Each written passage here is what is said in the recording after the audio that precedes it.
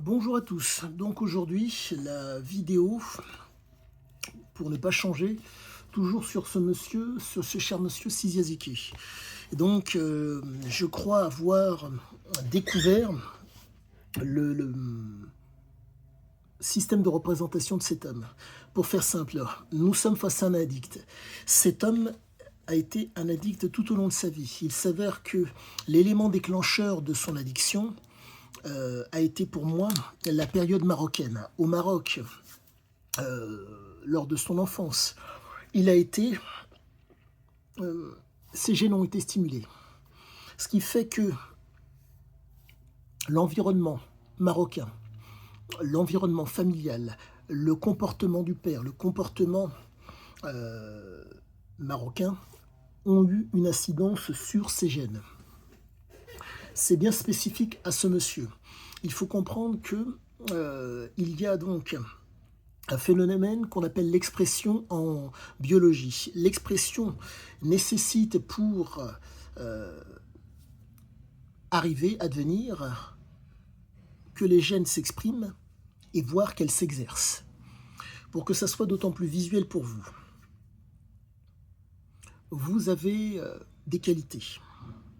Elles peuvent s'exprimer et vous êtes en mesure, si je puis dire, de les exercer. Mais le problème, c'est l'expression. Donc, pour que ce soit encore plus visuel, l'objet du désir passe devant vous. Il y a en vous un espèce de trouble qui s'exprime. Mais vous n'êtes pas prêt à l'exercer. Et donc, à faire en sorte que, devant vous, vous puissiez faire en sorte d'agir. Et donc, dans le cas de cet homme, ça s'est présenté, si je puis dire, de cette façon-là. Mais il faut comprendre que cette expression, cette capacité à agir, a été entre autres le fait du père, mais pas que. C'est multifactoriel. Le père fumait le cannabis. Le cannabis, sur lui, a eu un effet, si je puis dire, ce qu'on appelle du découplage, pour faire simple. Il a un taux d'adrénaline qui est très très bas. Ce taux d'adrénaline qui est très bas fait que, pour pouvoir être dans le plaisir, il faut de la noradrénaline, une intensité très élevée. Sur un organisme très jeune, la problématique est la suivante. Le produit va créer un débalancement. S'il n'y a pas la substance, il est susceptible d'évoluer, si je puis dire, un tant soit peu normalement. Il faut savoir que le cerveau arrive à maturation aux alentours de 25 ans. Mais quand des produits tels que la cigarette, qui était donc en vente libre au Maroc et consommée par nombre de gens, et le cannabis, auquel donc le fait d'être un fumeur passif aux côtés de son père en bas âge, fait qu'il y a eu au niveau des neurotransmetteurs stimulation. Mais ceci n'explique pas tout. C'est pas parce que vous avez été stimulé que vous allez entretenir et maintenir le comportement stimulant. Dans son cas, ça a créé quelque chose, comment dire, ça a comblé quelque chose. Il avait un trouble demeurant. Et le trouble a pu être comblé un tant soit peu. Mais la problématique, c'est que quand vous avez un père qui vous explique qu'on ne devient un homme que lorsqu'on a enculé un curé et un flic, et que vous avez une famille latine, donc des gens très très proches, capables de s'entraider, vous avez une espèce de dichotomie qui se crée. D'un côté, quand le père est là, il y a une autorité. Quand le père n'est pas là, vous êtes l'autorité. Et quand la famille n'est pas là, vous raisonnez par vous-même. En tout cas, dans son cas, les premiers temps de sa vie, ce n'était pas tellement, comment dire, il agissait par lui-même. Et cette espèce de trouble a fait que ça a créé un conditionnement et un renforcement négatif. En un mot, quand il n'y a pas la substance, il faut le comportement. Je ne pense pas qu'il, dès ses 6 ans, pardonnez-moi, dès son plus jeune âge, il consommait.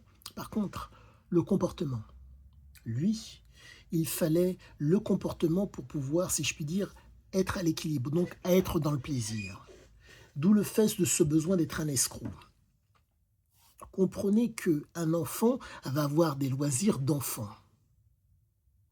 Mais pour pouvoir être dans l'intensité qui amène le plaisir. Il lui fallait donner le change. Mais comment donner le change quand on a un faciès d'enfant? L'escroquerie. Et ceci explique cela. Donc, ça nécessite une intensité, une présentation, une représentation adéquate qui amène une intensité pour que l'autre y croit. Mais, l'autre y croit, mais vous savez que vous êtes un gosse. D'où le besoin d'être dans l'escroquerie. Ce qui fait que ça crée une intensité au niveau hormonal qui fait qu'il y a une présence. Ceci explique cela. Maintenant, élément qui m'a permis aussi de voir que il cherche constamment à être à la commande. La problématique de la prise de substance, c'est que ça agit sur la conscience et l'inconscient. Ça ne se voit pas forcément. Quand vous avez un père albanais qui vous explique, on ne montre pas sa faiblesse, on n'est pas un déviant. Quand on prend, quand la substance agit sur vous de telle façon que vous vous retrouvez, à devoir chercher quelque chose d'intense, vous déviez, entre guillemets, de la norme, du commun des mortels. Et ceci explique cela. Ce qui veut dire qu'entre son enfance et son adolescence, il a dû dévier. Il a été stimulé. Mais c'est propre à lui. Les frères et sœurs étaient différents. Donc, j'ai cet élément qui démontre que, le texte me démontre que, et les recherches que j'effectue en neurobiologie me démontrent que. Autre élément aussi pour pouvoir d'autant mieux percevoir et comprendre l'homme. Il était constamment à la commande. C'est un homme qui ne peut pas contrôler son préfrontal, qui permet donc de prendre certes les informations et de contrôler, a été, si je puis dire, amoindri. Le sous-cortical, l'imaginaire, a été stimulé de telle façon à cause des substances, à cause du comportement du père et de l'environnement familial lors de son enfance, qu'il ne pouvait absolument pas faire autrement que d'être à la commande. On ne montre pas sa faiblesse. On n'est pas un déviant. Donc on est à la commande de sa conduite par rapport aux autres. Mais les substances, elles vous font dévier. Donc, il a cherché constamment à être à la commande. Impossible pour lui, de par l'imprégnation parentale. Il faut savoir que Sizia Ziki, son vrai nom c'est Jean-Charles. À la mort de son père, il a repris le nom de son père. Ce qui veut dire que on ne montre pas sa faiblesse. On n'est pas un déviant. Il a repris les mots de père, M-O-T, pour, entre guillemets, minimiser ces mots M-A-U-X. Et il les appliquait.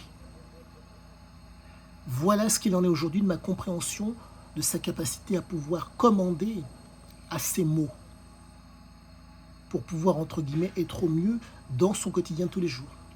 À tous, excellente fin de journée.